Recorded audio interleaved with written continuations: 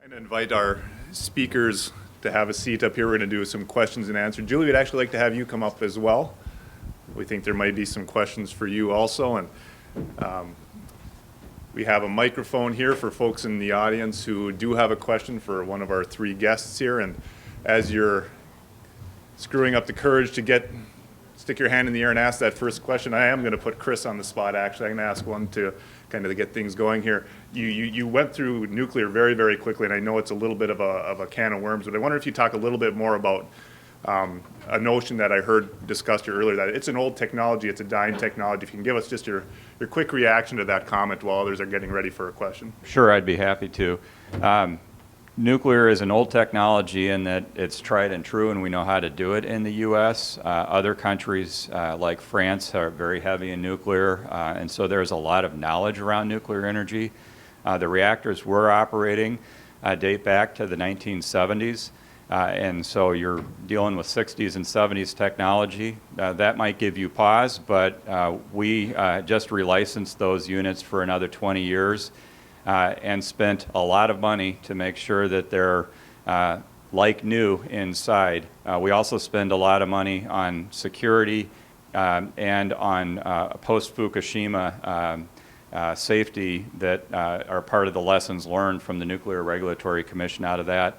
There are companies out there actually building what we call new nuclear plants.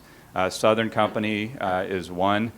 There's also somebody basically building a new version of the old technology, and that's Tennessee Valley Authority.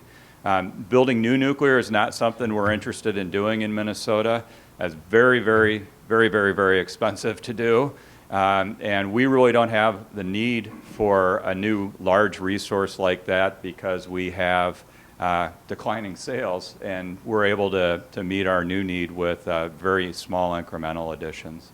So it's actually a very important part of our system right now, but we have a lot of big decisions to make as we go forward. So hopefully that helps. Great, thank you. Other questions?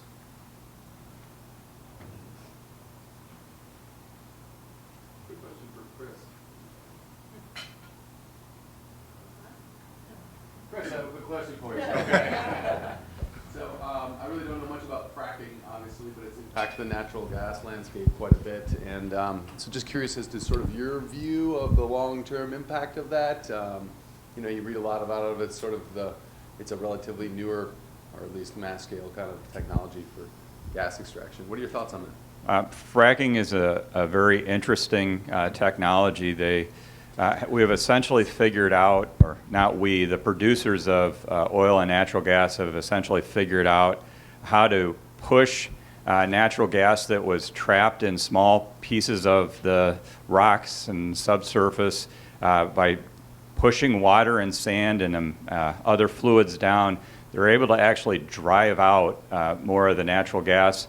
It also benefits from instead of just drilling straight down, you drill down and then you drill horizontally, and then they actually move out in all directions from that. It can move an amazing amount of natural gas out, and it's really been a huge play to expand the amount of natural gas we know we have available to us for home heating, for business uses, and for electric generation. It's not without controversy.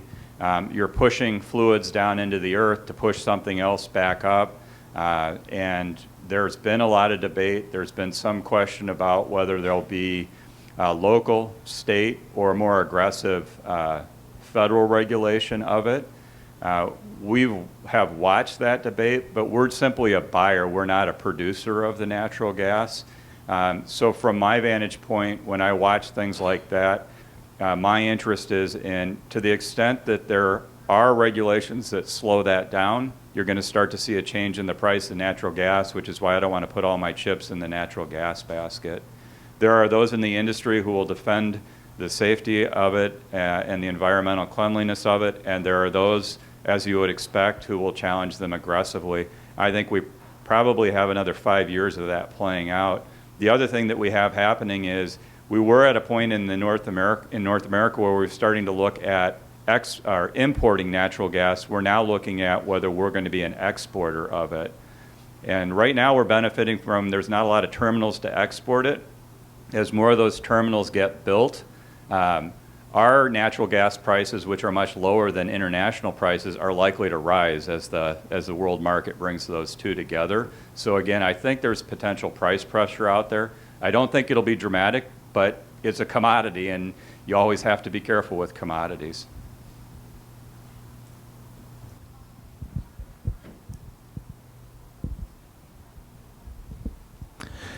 My name is Terry Gibbs with Sustainability Associates and the Alliance for Sustainability. I want to just say thank you to all three of you for your presentations. Each was fascinating, and I learned a lot. Chris, I appreciate your balanced approach and trying to understand some of the environmental and other kinds of challenges, and also the great work that Xcel has really done, Partners in Energy and promoting community solar, that kind of thing. And I'm a 100% wind source customer, so I appreciate that program and would love to see it expand even further. My question was about community solar, and there's a lot of interest right now, both by corporations as well as individuals and cities, like where I'm from, St. Louis Park.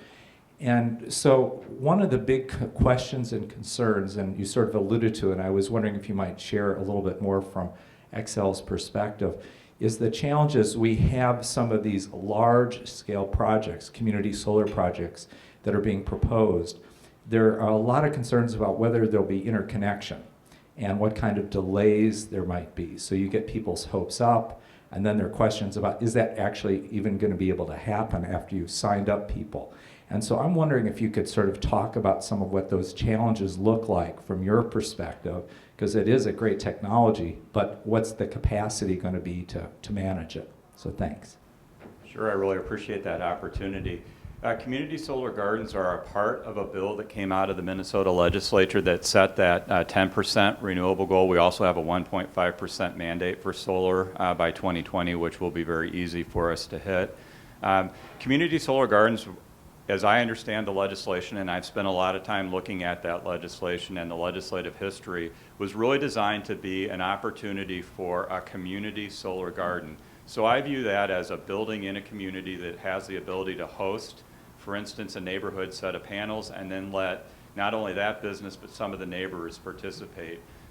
Some examples have been churches who want to have a solar either on their building or over their parking lot, and then have their congregation participate in a neighborhood grocery store that wants to have the ability to put the panels on the roof and then have some of their customers or neighbors participate in it.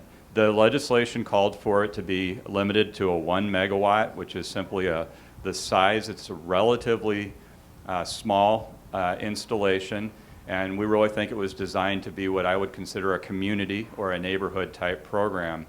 The developers have come in and said, well, I've got a fix for that. I'm going to put one solar garden next to another one, next to another one, but I can't do that in the neighborhood. I'm going to have to go out into a rural area and build a 40 megawatt garden.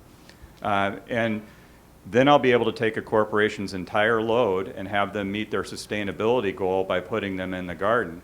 And I think it's really an interesting concept to have a larger scale product like that, but I don't think it was the product that the commission approved. The product the commission approved actually set pricing that was designed for those neighborhoods.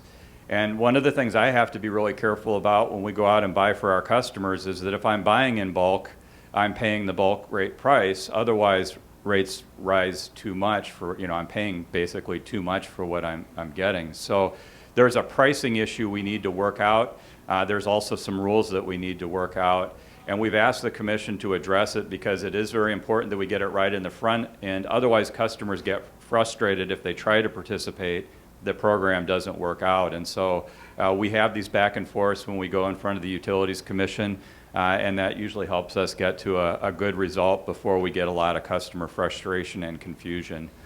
So hopefully that helps give some indication. I think one of the other things I'd say about solar is there's a ton of excitement about it. There's actually a lot of people in Minnesota who, everybody used to laugh 5 years ago when we said solar can be done in Minnesota, and they said, well, what do you do with the snow? And so it's actually really exciting to see solar moving into our system and to see the pricing becoming workable for us. So we look forward to integrating it in. And there will be a lot of interconnection work to do. We're working to learn from places like Arizona that have already done this so we can do it as quickly as we can. We've got time for one or two more here. One up front. Julie, what's the time frame for the Steger Wilderness Center? I know the building is ongoing, but just curious about the time frame and what needs to happen to have that get finished. And is this on? Okay. Thanks for the question. Well, it's in process. It's probably about 90% of the way finished. The building that you saw when I started is, of course, our major concern right now, and that's the biggest challenge to finish up, because that's the place where we began doing the retreat work. And the microgrid that I talked about is sort of essential component of that, and we spent last summer really focused on that. So we feel like that's going to be a huge demonstration draw to our place. Particularly, we're interested in the education programming for K through 12 that it can afford. Will's very interested in education, and someone mentioned his foundation, which is another aspect of his legacy. So this is really his demonstration site, and he has the foundation. I would say our critical point right now is the next 2-year arc to finish the building, and the programming itself is really pretty stable, but will shift once that building is completed. So I hope that quick answer. Thanks. Okay, so one more here. Jim, I have a question for you. It's a two-part question, actually. The first is, if someone wants to follow your lead, if a company wants to do what you're doing, where would you suggest they start? And then the second part is, have you thought about how you're going to light the cup? I'll answer part 2 first. Absolutely. Set aside already. Light switch is ready to go. Just have to wait. Well, I get that question quite a bit. When we always start with the same place, if they haven't already figured out where they are, they can't figure out where they're going, we think that that's really the most important aspect, is to really take the time to look at the operation, understand what is your current energy use, how do you use energy, what are the things that make that up, what's your current waste practices, how much waste do you have. Don't just pay the bill at the end of the month. Really look at what that the weight is and where it's going. You understand that, then you can really put together a plan. And once you put a plan together about setting certain goals, it's just like any other project. Set a couple goals. There are a ton of resources to help you get there. And a quick Google search will get you, 3/4 of the way there. But it really, the hard work is about taking sort of a self-examination about what you're doing and what you've done and where you want to go. It doesn't hurt to have somebody with a real sharp stick poking you in the ribs to make that goal a little bit further than you're comfortable with, which I think is really important and which has happened for us. We had some really good partners along the way who said, "We think you can do this." And I said, "I don't think we can do this." And they said, "You think you can do this?" And they pushed us really hard, and we did. So, it gives you confidence and the ability to take the next step. Thank you. Unfortunately, I think that's all we have time here for. I would invite anyone to stick around as schedules permit to continue the conversation after we wrap up here.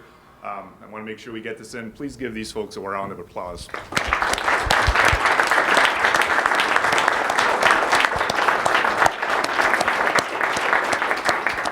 And lastly, before we let you go, I want to give a quick plug to our July 23rd event, where we'll be right back here. This is called Living Well, Blue Zones Thinking. Anybody here know about Blue Zones already? Yeah, hot topic right now, pretty cool topic. We're going to have some great speakers here, so you should all come back. You should all make sure you put it on your calendars today. Come back right here on July 23rd. In fact, the organization we'll be contributing to for that event is the Alzheimer's Association of Minnesota and North Dakota. Is Luther here?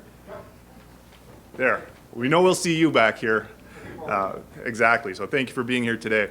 Thank you all for attending. Have a great day. Thanks.